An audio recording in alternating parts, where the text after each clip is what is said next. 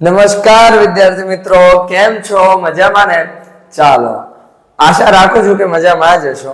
બરોબર, હવે તમને ખબર તો છે જ તે કે આપણે આ ટોપિક્સ કયા કયા છે, શેના વિશે ચાલી રહ્યું છે. તમે થંબનેલમાં જોઈ જ લીધું હશે ને ટાઇટલ પણ વાંચી જ લીધું હશે. મુખ્ય વાત પર આવીએ તો મુખ્ય વાતમાં આપણે કોર્સની ડિટેલ્સ પહેલા જાણી લઈએ, પછી આપણે આપણો જે ટોપિક્સ છે કયો આગળ જોઈએ ને. ચાલો, તમને ખબર છે હું યાર તમે બી તો એની પર આગળ વધીએ. સૌથી પહેલો છે આપણો સ્ટાન્ડર્ડ 9 અથર્વ બેચ અને સ્ટાન્ડર્ડ 10 એટલે કે અગત્ય બેચ. આપણે બંને ધોરણે અલગ અલગ બેચના નામ આપેલા છે. બરાબર, આ બેચેસ ઓલરેડી સ્ટાર્ટ થઈ ગયા છે અને કમ્પ્લીટલી ફ્રી છે. તમે આ વિડિયો એના બેઝ ઉપર જ જોઈ રહ્યા છો, જેમાં આપણે ઇંગ્લિશ ગ્રામરનું એક આખું સ્પેશિયલ અલગ શું બનાવેલું છે, પ્લેલિસ્ટ બનાવેલું છે. હવે અહીંયા આપણે તો કે સર ક્યાં શરૂ થઈ ગયા છે, તો કે એજ્યુકી ધ એજ્યુકેશન હબ, જેની ઉપર હું સુશીલ કલસરિયા તમારા એટલે કે આપ સૌ વિદ્યાર્થી મિત્રોનું હાર્દિક સ્વાગત કરું છું. ચાલો, આપણે સબ્જેક્ટ વાઇઝ પ્લેલિસ્ટ બનાવેલી છે. પ્લેલિસ્ટ તમે નથી જોઈ તેની લિંક આપણે નીચે ડિસ્ક્રિપ્શનની અંદર આપેલી છે. બીજું, સર અમને સબ્જેક્ટ વાઇઝ પ્લેલિસ્ટ તો તમને પણ કયા કયા સબ્જેક્ટની પ્લેલિસ્ટ છે? ચલો, 4 છે: ગણિત, વિજ્ઞાન, ઇંગ્લિશ અને સમાજ. ચારે ચારની પ્લેલિસ્ટ આપણે આપેલી છે. YouTube પર છે. વધારે કોન્ટેક્ટ તમારે કરવો છે, સર અમારે તમારી સાથે જોડાવવું હોય તો અમારે ક્યાં જોડાવવાનું રહેશે?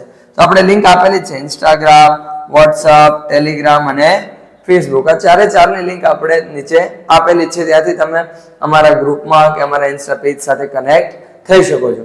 ચાલો, હવે મુખ્ય વાત પર સર અમને ફેસિલિટી કેટલી મળશે? આ બધી ફેસિલિટી મળશે. ડેલી વિડીયો અપલોડ હશે, ટોપિક વાઇઝ વિડીયો અપલોડ થશે, સાથે સાથે અનુભવી શિક્ષકો દ્વારા ભણાવવામાં આવશે અને એની સાથે ટોપિકની પીડીએફ તમને મળશે.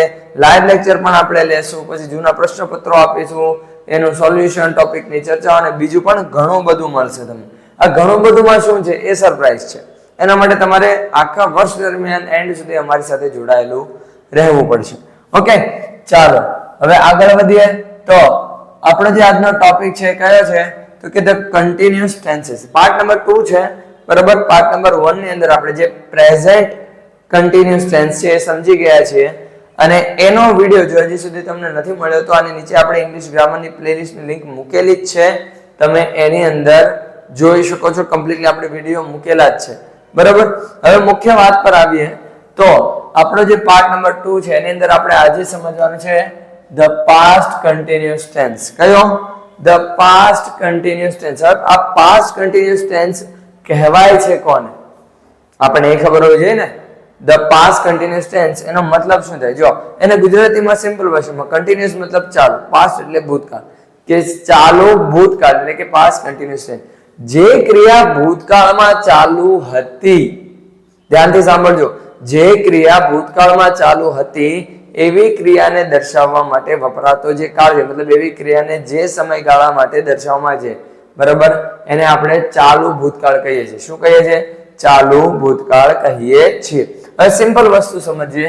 બરાબર, કે જે પાસ્ટ કન્ટિન્યુઅસ ટેન્સ છે ને એની અંદર આપણે એક વસ્તુ મેં તમને સિમ્પલ ઉદાહરણ આપું હે કે મેં તમને સિમ્પલ ઉદાહરણ આપ્યું છે. ચાલો જુઓ. હે, હવે એમાં માની લો કે સર અમે ગઈકાલે જલસા કરી રહ્યા હતા, સર અમે ગઈકાલે મૂવી જોઈ રહ્યા હતા.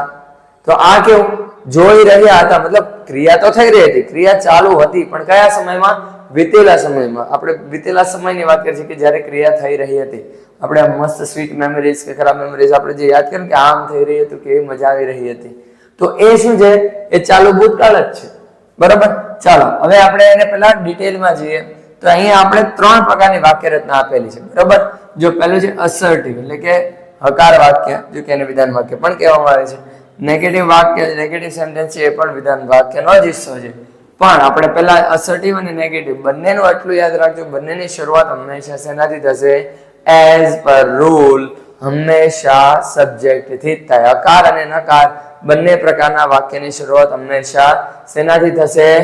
સબ્જેક્ટથી જ થશે. એટલે પહેલા આવશે સબ્જેક્ટ, પછી હવે પાસ્ટ છે, ક્રિયા ભૂતકાળની છે અને કેવી દર્શાવવાની છે? ચાલુ. જો કન્ટિન્યુઅસ આવ્યો એટલે ક્રિયાપદનું આઈએનજી વાળું રૂપ ફિક્સ. અત્યારે તમને કહી દઉં, એવા 6 કાળ છે જેમાં આઈએનજી વાળું રૂપ આવશે. કયું? Present continuous, past continuous, future continuous, present perfect continuous, past perfect continuous અને ફ્યુચર પરફેક્ટ કન્ટિન્યુઅસ. સર અમારા આ વાક્ય રચના યાદ રાખીને અમારે થશે શું?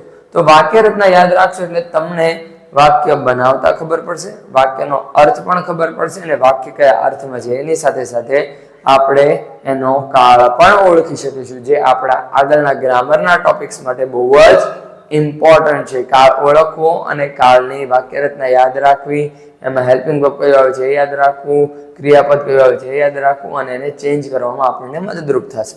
બરાબર.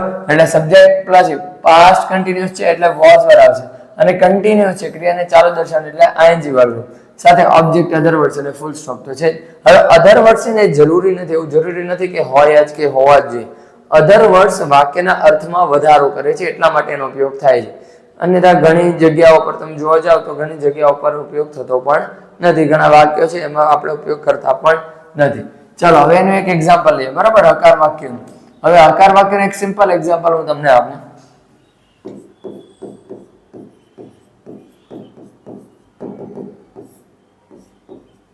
હકાર વાક્ય છે બરાબર, એનું સિમ્પલ એક્ઝામ્પલ લઈએ. જેમ કે આપણને ખ્યાલ છે તો અહીંયા આવશે કે ભાઈ હી, તો હી ની સાથે વોઝ લાગે કે વર. જો એક વસ્તુ ધ્યાન રાખજો, ઘણા વિદ્યાર્થીઓ આને શું કહે છે, આને વેર કહે છે, વેર નથી. બરાબર. WHERE એને વેર કહેવાય છે અને વર કહેવાય છે. વોઝ વર એટલે ધ્યાન રાખજો. હવે અહીંયા તો કે ભાઈ આપણે હી ની સાથે શું લાગશે તો કે ભાઈ આઈ, હી, શી અને ઇટ, આ ચાર સાથે શું લાગે વોઝ લાગે એટલે હી વોઝ પ્લેઇંગ ખોખો. કે રેન્ડમલી તમે કોઈ પણ એ પ્રમાણે યાદ રાખી શકો કે એ ખોખો રમી રહ્યો હતો. ભૂતકાળમાં ક્રિયા થઈ રહી હતી એની વાત આપણે કરીએ છીએ. થઈ ગયું. બરાબર. હવે ક્યારની તો કે નકારની વાત કરીએ. પેલા આપણે હેડિંગમાં દે એટલે આપણો સમય થોડોક બચે. બરાબર ને, સમય તો છે જે છે એ મહત્વનો. ચાલો હવે નકાર વાક્ય છે તો અહીંયા ધ્યાન આપો. જો બીજું કઈ નવીન નથી આમાં, ખાલી એટલું યાદ રાખજો કે ગમે ત્યારે નોટ નકાર વાક્ય હોય અને એની અંદર આપણે નોટ એડ કરવાનું તો હોય જ છે, તો એ નોટ નો ઉપયોગ હંમેશા હેલ્પિંગ વર્બ પછી જ કરવાનો રહેશે. શેની પછી? હેલ્પિંગ વર્બ પછી. એટલે જો મેં કીધું તે પ્રમાણે નેગેટિવ સેન્ટેન્સ બોલે તો પણ શરૂઆત સબ્જેક્ટ થી, પછી વોઝ વન, નોટ છે આપણે હેલ્પિંગ વર્બ પછી તરત આવશે, ક્રિયાપદનો આઈએનજી વાળો એટલે કે પછી ઓબ્જેક્ટ અને અધર વર્ડ્સ. ચાલો થઈ ગયું. આ કેવું સેન્ટેન્સ થયું? નકાર વાક્યની વાક્ય રચના થઈ. હવે આપણે નકાર વાક્ય જ બનાવ્યા. આ જે વાક્ય છે ને નકાર વાક્ય, એને આપણે નકાર બનાવીએ તો શું બનશે? He was not. Was not એનું શોર્ટ ફોર્મ આપણે એની જગ્યાએ wasn't પણ તમે લખી શકો.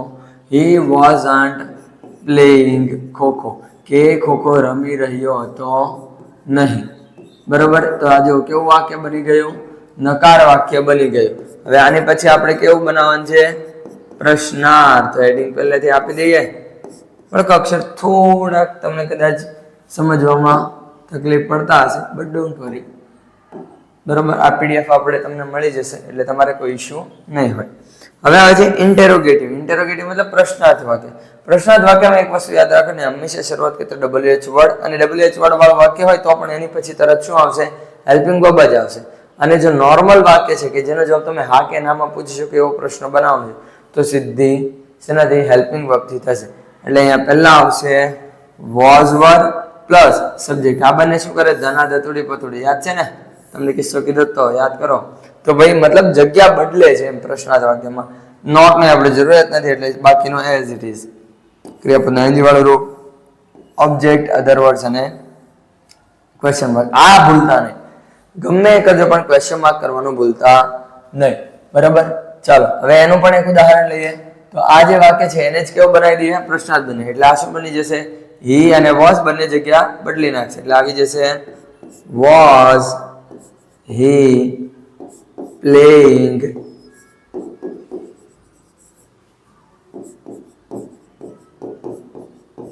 ખોખો, કે શું એ ખોખો રમી રહ્યો હતો. બરાબર. જો આવ્યું વોઝ હી પ્લેઇંગ ખોખો. હવે અહીંયા વસ્તુનું ધ્યાન રાખજો કે વોઝ અને વર નો ઉપયોગ તમારે ક્યાં કરવો.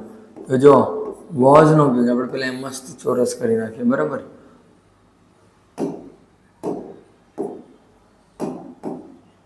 હા, વોઝ નો ઉપયોગ કોની કોની સાથે? આઈ, હી, શી ઇટ સાથે, બરાબર. વરનો ઉપયોગ કોની સાથે? વી,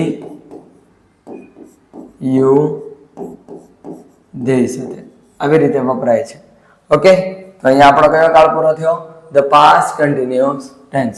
હવે આગળ વધીએ આમાં ને આમાં, બરાબર. જે ત્રીજો પાર્ટ છે શેનો? કન્ટિન્યુઅસ ટેન્સીસ નો, બરાબર. પાર્ટ નંબર 3 અને કયો છે આપણા માટે?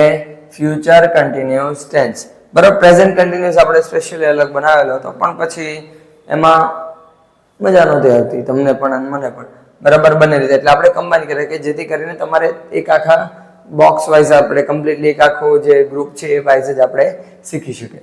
ચાલો હવે ફ્યુચર કન્ટિન્યુઅસ ટેન્સ ની વાત કરીએ ને વિદ્યાર્થી મિત્રો, તો પહેલા તો એ સમજો ફ્યુચર કન્ટિન્યુઅસ ટેન્સ કહેવાય કોને? ફ્યુચર કન્ટિન્યુઅસ ટેન્સ કહેવાય કોને? ફ્યુચર કન્ટિન્યુઅસ ટેન્સમાં આપણે સૌથી પહેલા તો ભવિષ્યની વાત થતી હોય છે. એક વસ્તુ યાદ રાખજો, વિલ, શેલ ગમે ત્યારે વાક્યમાં વપરાણું હોય તો એ ખાલી ભવિષ્યને દર્શાવે છે. શું કરે છે? ભવિષ્યને જ દર્શાવે, ભવિષ્યની ક્રિયાને રજૂ કરે છે. એ ભવિષ્યની ક્રિયાને ચાલુ, પૂર્ણ કે ચાલુ પૂર્ણ દર્શાવતું નથી. એ શું કરે છે? ખાલી ભવિષ્યની ક્રિયાને રજૂ કરે છે. હવે એને જો મારે ચાલુ દર્શાવી હોય તો મારે ક્રિયાપદનો રૂપ તો છે, પણ એની સાથે એને જોડવા માટે એક શબ્દ પણ વાપરવો પડે, જે કહેવાય છે બી, બરાબર. પણ આપણે મેઇન ટોપિક પર આવીએ, પાછી થોડીક લાઈન ગાડી આડી જતી રહેલી. હવે મુખ્ય વાત પર કે ભાઈ ફ્યુચર કન્ટિન્યુઅસ કહેવાય કોને? જે ક્રિયા ભવિષ્યમાં ચાલુ હશે, મારે એવું દર્શાવવાનું છે. સિમ્પલ એક્ઝામ્પલ આપો, બરાબર. માન લો તમે અહીંયા આજે જે કોઈ વાર છે, બરાબર, શનિવાર છે, સોમવાર છે, મંગળવાર છે, કોઈ પણ વાર છે. હવે એ તમે માની લો કે આવતીકાલે તમે જવાના છો કોઈ ફાર્મ હાઉસ કે બહાર જવાના છો, તો આપણે નોર્મલી વાત કરીએ ને, એટલે હા કાલ તો આપણે આવી રીતે આમ રમી રહ્યા હશું, સ્વિમિંગ પુલમાં નાહી રહ્યા હશું. જો ભવિષ્યમાં ક્રિયા થઈ રહી હશે, ભવિષ્યમાં ક્રિયા ચાલુ હશે, મારે એવું દર્શાવવાનું છે. એટલા માટે જે કાળ વપરાય એને આપણે કેવો કહીએ? ફ્યુચર કન્ટિન્યુઅસ ટેન્સ કહીએ છીએ, બરાબર. હવે એમાં પહેલું, એમાં પણ 3 વાક્ય કે અસર્ટિવ. આ બી તો મેં તમને કહી દીધું કે બી શું કામ આવે છે, બરાબર. તો અસર્ટિવ સેન્ટેન્સ એટલે કે હકાર વાક્ય, તો એની શરૂઆત એઝ યુઝ્યુઅલ સબ્જેક્ટ થી થશે, પછી વિલ, શેલ ફ્યુચરને રિપ્રેઝન્ટ કરે છે. બી ફ્યુચરની ક્રિયાને કન્ટિન્યુઅસ દર્શાવવામાં મદદરૂપ થાય છે. પછી આઈએનજી તો ક્રિયાને ચાલુ દર્શાવવા માટે, ક્રિયાને દર્શાવવા માટે. ઓબ્જેક્ટ, અધર વર્ડ્સ અને ફૂલ સ્ટોપ, બરાબર. હવે આનું એક એક્ઝામ્પલ લઈએ તો અહીંયા આપણે શું આવશે? પહેલા તો હકાર વાક્ય. ઓકે, ચાલો હકાર વાક્ય શું કહે છે જુઓ. હકાર વાક્યની અંદર પહેલા મુખ્ય રીતે કે ભાઈ સબ્જેક્ટ મતલબ વિલ અને શેલ નો ઉપયોગ આપણે તમને કીધેલો છે. ક્યાં? તો કે સિમ્પલ ફ્યુચર ટેન્સમાં. જો વિડીયો નથી જોયો તો પ્લેલિસ્ટ લિંક નીચે છે, જોઈ લેજો, બરાબર. ભૂલ્યા વગર જોઈ લેજો. હવે હકાર વાક્યની વાત કરીએ તો સૌથી પહેલા સબ્જેક્ટ તરીકે માની લો લઈ લે આપણે કૃપાલી, બરાબર. કૃપાલી વર્ડ લીધો તો કૃપાલી. હવે આની સાથે આ જો શેલ નો ઉપયોગ ખાલી આઈ અને વી સાથે થાય, અને આ શી માં આવે છે, મતલબ આપણે શેલ વાપરી શકીએ નહીં, બરાબર. અને શેલ ને ફર્સ્ટ લેંગ્વેજ ની અંદર શાલ પણ કહેવાય, બરાબર. તમે ઘણી વાર ઇંગ્લિશમાં જે મૂવીઝ ને એવું જોયું કે જેમાં સાંભળે તો શાલ શબ્દ બોલે. શેલ બહુ ઓછા લોકો બોલતા હોય છે, બરાબર. પણ આપણે ઇન્ડિયન ઇંગ્લિશ પ્રમાણે શેલ શબ્દ જ બોલાય છે. કૃપાલી, સોરી આની સાથે શેલ નહીં લાગે, બરાબર. આપણે શેલના ચક્રમાં શેલ લખાઈ જશે હમણાં. હા, શું આવશે? એની સાથે આવશે will. Krupali will be working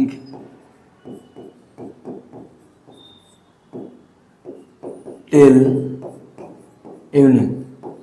કે કૃપાલી શું કરી રહી હશે? રાત સુધી કામ કરી રહી હશે, સાંજ સુધી કામ કરી રહી હશે, મતલબ આવતીકાલ સાંજ સુધી જે કામ કરી રહી હશે. જો એનું કામ જ એટલું છે, આવતીકાલ સુધી એ કામ કરતી જ છે. આપણે બોલીએ ને બસ એવી જ રીતે, બરાબર. ભવિષ્યમાં ઘટના ચાલુ હશે, ક્રિયા ચાલુ હશે એવું દર્શાવવા માટે આપણે વપરાય છે. ચાલો હવે આ પછી અને પછીના વાક્યને હેડિંગ મારી જ દઈએ આપણે, હે ને. સમય બચે ભાઈ, બરાબર. સમયની વાત છે, સમય મહાબલવાન. ચાલો હવે નેગેટિવ બનાવો છે, મારે કઈ મગજમાર નથી. તમને એક સિમ્પલ હું રૂલ પાછો યાદ કરી દઉં. હેલ્પિંગ વર્બ આવે એની પછી નોટ આવે, એટલે આપણો હેલ્પિંગ વર્બ કયો છે? Will shell. તો નોટ પણ એની પછી જ આવે, બરાબર. એટલે નેગેટિવમાં શું બનશે? Subject plus will shall as usual. Not આવશે બી ની પહેલા અને હેલ્પિંગ વર્બ પછી. પછી નોટ, પછી બી, પછી ક્રિયાપદનું ing વાળું રૂપ, ઓબ્જેક્ટ, અધર વર્ડ્સ અને લાસ્ટમાં ફૂલ સ્ટોપ. ઓકે, હવે આગળ આનું પણ એક્ઝામ્પલ બનાવીએ નેગેટિવનું, એટલે કે નકારનું. તો શું બનશે? આમાં જ આપણે નકાર બનાવીએ તો અહીંયા આવશે કૃપાલી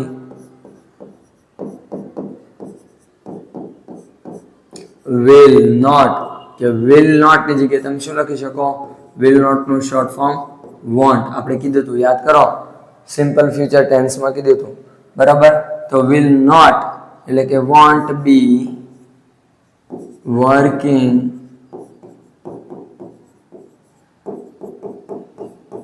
till evening, કે સાંજ સુધી કામ નહીં કરી રહી હોય. બરાબર, ભવિષ્યની જ વાત છે. નહીં કરી રહી હોય મતલબ એ વર્તમાન નહીં થઈ, નહીં કરી રહી હોય, ભવિષ્યની જ વાત છે. બરાબર, હવે આની પછી આપણે કયું આવશે? પ્રશ્નાર્થ વાક્ય. પ્રશ્નાર્થ વાક્યની વાત કરીએ તો વિદ્યાર્થી મિત્રો શું આવશે? તો કે સિમ્પલ વસ્તુ સમજીએ. ચાલો, પ્રશ્નાર્થ વાક્ય છે એટલે મતલબ હેલ્પિંગ વર્બ પહેલા, એટલે વિલ શેલ ક્યાં આવી જશે? પહેલા, પછી સબ્જેક્ટ, પછી આપણે એઝ યુઝ્યુઅલ. આ બંને જગ્યા બદલે ને, બીજું બધું તો કેવું રહેશે? એમનેમ રહેશે. અને અહીંયા નકાર હતો એટલે આપણે નોટની જરૂર હતી, અહીંયા નોટની જરૂર નથી. એટલે આ પાછળનો જે સેન્ટેન્સ છે ને, બી ક્રિયાપદના ing વાળું રૂપ છે, એ બધું સેમ રહે. પહેલા વિલ શેલ, સબ્જેક્ટ, બી ક્રિયાપદના ing વાળું રૂપ, ઓબ્જેક્ટ, અધર વર્ડ્સ અને ક્વેશ્ચન માર્ક. ઓકે, ચાલો હવે આગળ વધીએ. તો આનું એક જે ઉદાહરણ આપણે લેવા જઈએ તો શું બનશે? વિલ આગળ આવી જશે, એટલે આના આ વાક્યને જો પ્રશ્નાર્થ બનાવીએ તો બનશે વિલ કૃપાલી, પછી શું આવશે? બી વર્કિંગ ટિલ ઇવનિંગ. શું કૃપાલી સાંજ સુધી કામ કરી રહી હશે? હવે તો કૃપાલીને ખબર. કૃપાલી બેન બોલો, જરાક જવાબ આપો. માડી, બરાબર, માડી કાઠિયાવાડી શબ્દ છે ભાઈ, બરાબર. ચાલો, અહીંયા આપણા આજના વિડીયોઝના બે કાળ આપણે પૂરા કર્યા. કયા ગયા?